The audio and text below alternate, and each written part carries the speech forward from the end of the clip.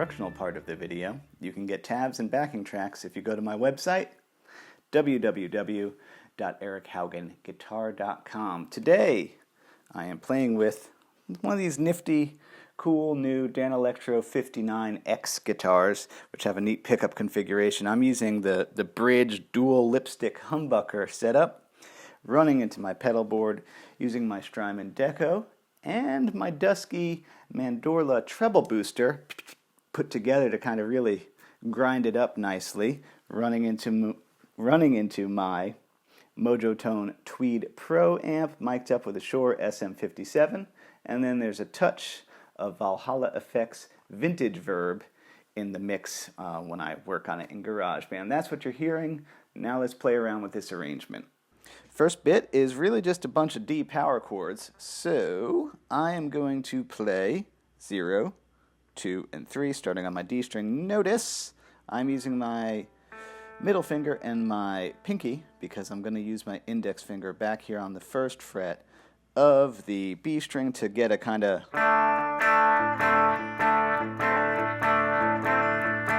a little hammer-on action. G chord, F chord, so G, I do the AC/DC G, just 3 on the low E, mute that A string out with the fat part of the ring finger there, 0, 0, 0. F chord, I don't like to do bars if I can avoid them. I usually can find a more efficient thing to do, so I'm doing this F, which is really F over C. So if you don't know this one, it's great. It's Neil Young, Bob Dylan. It's a classic F to do that kind of falls into our hand a lot easier than that. Watch, look at that. So much easier. 3, 3, 2, 1. And it's going to go back around to the D minor. That time I don't do the hammer-on because I'm going to do a weird cluster chord there. I don't know. It's a D minor 7 or D minor 11 of sorts. 0, 5, 6, 3. Just because I thought it would be a nice kind of stinger. Comes back around. G, F. Now, I was just kind of trying to make a walk down into the melody, and I ended up doing this, which is really, that's a C chord, that's really a G chord, and then a harmonized scale in thirds. Let me discuss. 9, 8, 8, 7, 8, 7, 10, 10 on the G and the B, 9, 8 on the G and the B. Just, I don't know. Just kind of walking into it. Now, the melody. So that's our melody, which is actually quite similar to I see a red door and I want it painted black. Rolling Stones Paint It Black. Kind of a neat, could probably medley the two of these. That would be kind of an awesome thing to do. But I'm going to use open strings as much as I can. So I got 0 and 7, which is my D, establishing the D minor-ness. Now notice, so I'm going, using that high E as my second note. There's my F, my 6th fret of the B. 8th fret. Ooh, sneak that index finger to the 5 there of the high E. Oh, wrong way. There it is, goes up the ladder, down the ladder. Now the chord is B flat. 6th fret bar chord, so I am going to, but the melody is almost the same. So I can actually stay right there, get the 8, 8, 7, 6, but it's going to skip that 6 for now and go. Using those open strings as melodic devices, fun thing to do. And then I feel like, oh, there's a couple of beats left, so I was like, I gotta put some kind of fill in. some sixths, 303. And again, when I say sixth, I mean the notes are 6 notes away from each other. It's a harmonized scale trick. So those are out of D minor, yep. 303, 505, tuning break. Seems okay, but that B seems weird to me. According to that, it's all right. And now the melody's going to come back around, and never want to take the easy way out. I did it a completely different way. So first time I used open strings, second time through I used thirds. Neat. So same melody. Now you can hear it. The main melody is.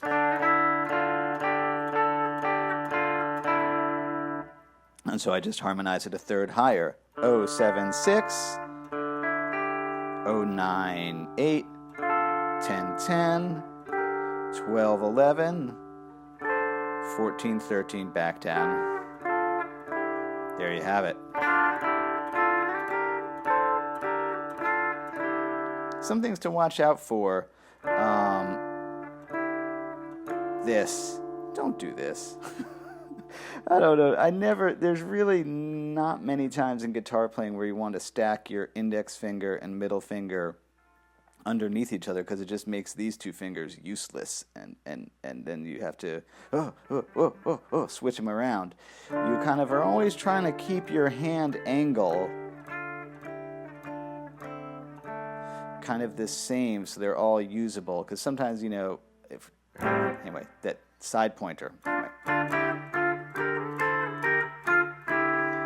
And then I did it as a full chord harmony. That's actually a Wes Montgomery concept, the idea of, where's my melody? I don't even know. Yeah, there it is, D, E, F, G, D, and then I was like, the chord's B flat. I'll stack an entire chord beneath it and move all those accordingly. 555, 776. That is 898. Back to that B flat. How did I do that? Well,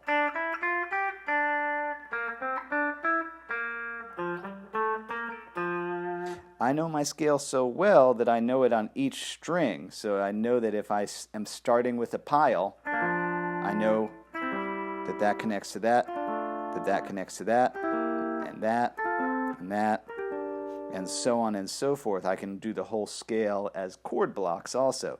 Fancy music school. Then there we are, hanging there.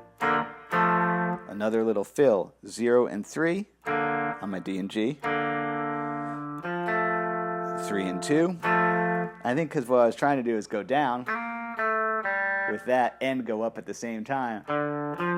So if you listen, it kind of does that. One voice is moving up because then it's going to go to our pre-chorus, which is G minor. A, G minor, A. So then I stick the melody on there. How did I do it? Did I go? I think I go. Or maybe I go. I can't remember.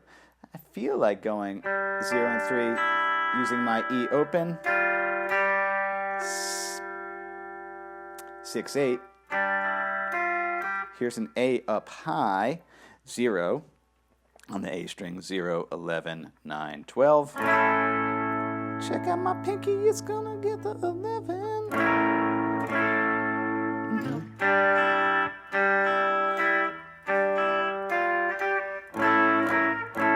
Does it again, yeah.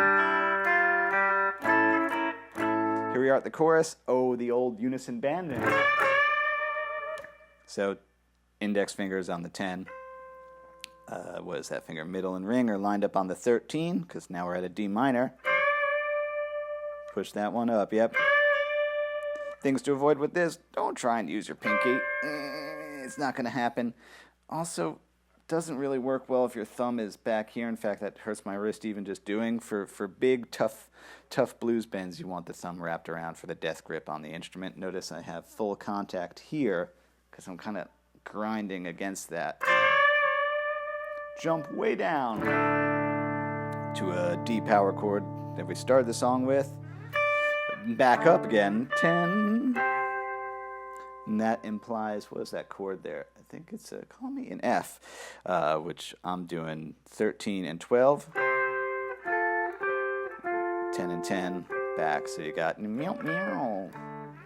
I think my friend calls these Ernies. Ernie! Chord switches to G. There's my open G string, trying to get some of the chord if I can. 8, 6, 8, 6 on the B. Chord switches to B flat. So I got 8, 7, 5. Nope, no. 8, 7, 6. But I'm going to use pinky to get 8 on the B. There he is. And there we go, around again. Call me.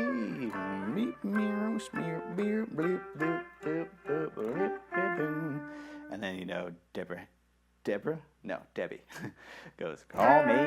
So I use another unison bend at the end of the chorus for 3, 5 there on my B and D. And we're kind of back around to the intro now this time, because the way this falls over the bar line, you kind of... I did kind of different little stinger stabs. 0, 1, 1, so I go... G, F, that's kind of just a cool thing you can throw at a power chord, because it's like, if that's D minor, that's the 7, that's the 3rd, that's the 11, it's not wrong. Kind of just pushes against it.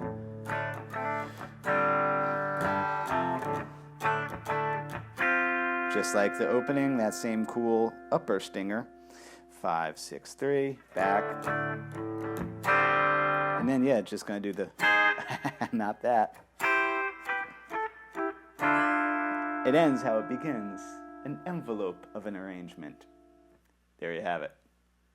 Like all my arrangements, this one's a fun little exercise in connecting chord shapes and melodies and seeing that the guitar, it can do so many things. It really can, and that's why I like to do arrangements, because I like melodies, I like songs, and it's always a neat challenge to kind of just, what it really was I was looking at this guitar going, I haven't used this one in a video in a while. What would be like a cool song that this guitar seems to have in it? And I don't know why, but Blondie came to mind. I think it works well. Anyway, have fun with that. Thanks for watching.